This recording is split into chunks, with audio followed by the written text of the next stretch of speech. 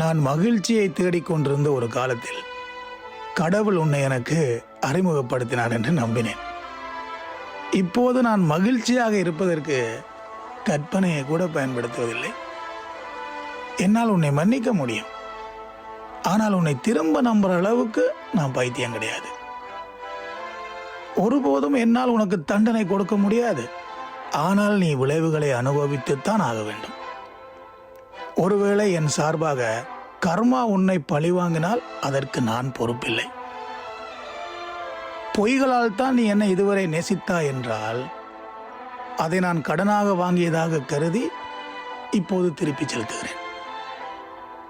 நல்ல வேளை நீ என் உணர்வுகளை பற்றி கவலைப்படவே இல்லை. இல்லை என்றால் உன்னை பற்றிய இந்த இலவச விளம்பரத்திற்கு வாய்ப்பு இருந்திருக்காது. எல்லா பயணங்களிலும் குட் பை சொல்லிவிட்டு போவதற்கு சந்தர்ப்பம் அமைவதில்லை. நான் நேரத்தையும் காலத்தையும் நம்புகிறேன்.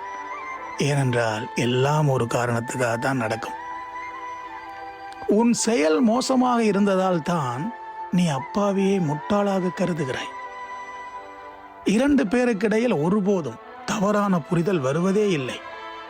எங்கேயோ ஒரு மூணாவது நபர் ஒளிந்திருக்கிறார். உன் கடந்த காலங்களை பற்றி கேள்வி கேட்காமல் உன்னை நேசிக்கும் அளவுக்கு முதிர்ச்சி பெற்ற நான் என் எதிர்காலத்தில் நீ இருக்க மாட்டாய் என்று உணரும் அளவுக்கு நான் பக்குவப்படவில்லை.